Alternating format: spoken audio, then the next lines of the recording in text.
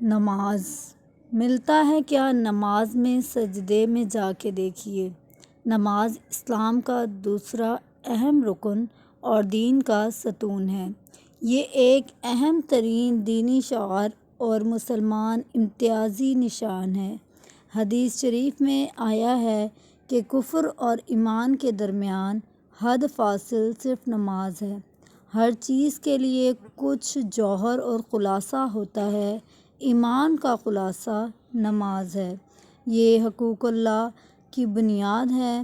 نماز حقیقی زندگی اور تمام شریعت کا سرچشمہ ہے اور اخلاق کی پاکیزگی کا ذریعہ ہے۔ نماز زندگی کو پرسکون بناتی ہے اور قیامت کے دن بندے سے سب سے پہلے فرض نمازوں کا حساب ہوگا۔ نماز معراج المومنین ہے۔ اس کے ذریعے اللہ تعالیٰ سے قرب اور ہم کلامی کا شرف حاصل ہوتا ہے۔ نماز سے روح کو تسکین، قلب کو طمانینت اور آنکھوں کو ٹھنڈک ملتی ہے۔ نماز کی اہمیت کا اندازہ اس بات سے ہو سکتا ہے کہ قرآن مجید میں تقریباً 700 بار نماز کا ذکر آیا ہے۔ سورۃ عنکبوت کی آیت نمبر 45 میں ارشاد باری تعالیٰ ہے، ترجمہ: نماز قائم کرو، بے شک نماز بے حیائی اور ناشائستہ باتوں سے روکتی ہے۔ سورہ مومنین کی 109 آیت میں مومنوں کی جو 6 اوصاف بیان کیے گئے ہیں، ان کا آغاز بھی نماز سے ہوا ہے اور پھر ان کا اختتام بھی نماز پر ہوتا ہے۔ اسلام میں تعلیم عقائد کے بعد اعمال میں سب سے پہلے نماز صبر کی تعلیم دی گئی ہے۔ سورہ بقرہ میں ہے، ترجمہ: صبر اور نماز کے ذریعے سے مدد چاہو، اور سورۃ الاعراف میں ہے، ترجمہ: اللہ سے مدد مانگو اور ثابت قدم رہو۔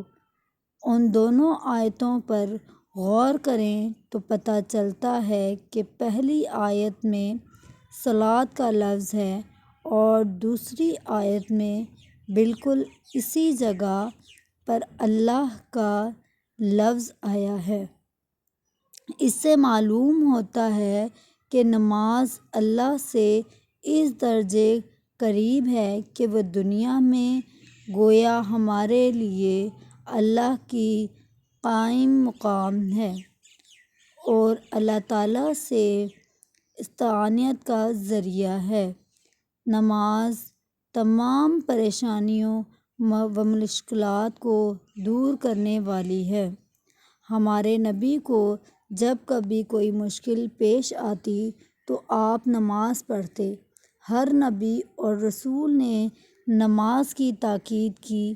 حضور اکرم صلی اللہ علیہ وسلم کا ارشاد ہے کہ جو شخص 5 وقت نماز کا پابند ہو، جماعت کا لحاظ رکھے، وہ اول جانے والوں کے ساتھ پل صراط پر سے بجلی کی طرح گزر جائے گا۔ قیامت کے دن اس کا چہرہ 14ویں کے چاند کی طرح چمکتا ہوگا اور اس کو 1000 شہیدوں کا ثواب ملے گا۔ اور اگر آپ لوگ جانتے کہ صبح کی نماز اور عشاء کی نماز میں کیا ثواب ہے تو نماز کے لیے حاضر ہوتے۔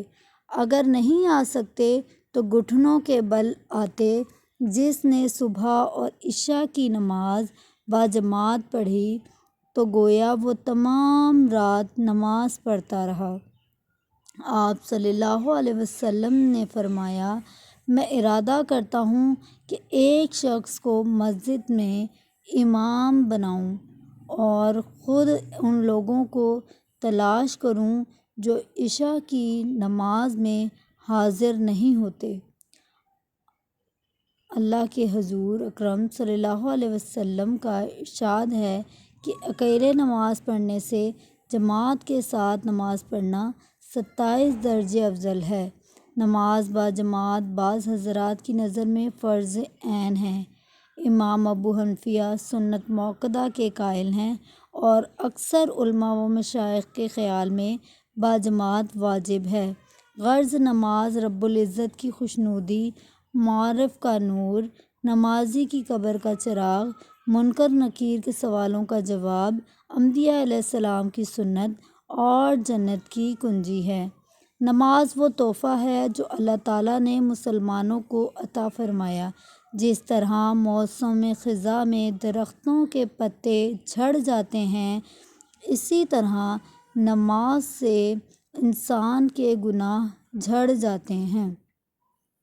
نماز کی فضیلت و حقیقت جاننے کے لیے اتنا ہی کافی ہے کہ نماز میں جامعیت کی شان ہے، اس میں تسبیح بھی ہے اور تمہید بھی، تقدس بھی ہے اور تعظیم بھی، اس میں قرآن بھی ہے، سلام و دعا بھی۔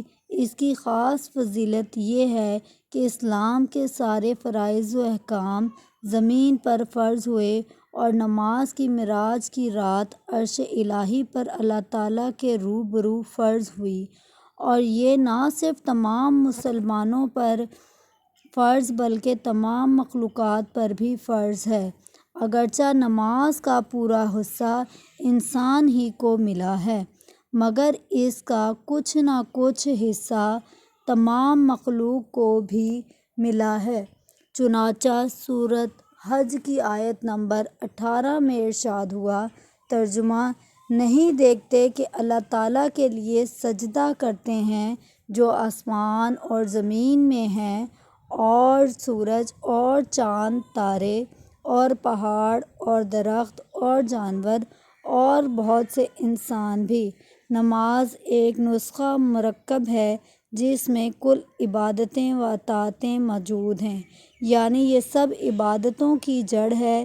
اس میں روزہ بھی ہے، اعتکاف بھی، حج اور قربانی اور زکوٰۃ بھی، تلاوت قرآن پاک میں بھی، اللہ کا ذکر بھی، درود شریف بھی اور سلام بھی۔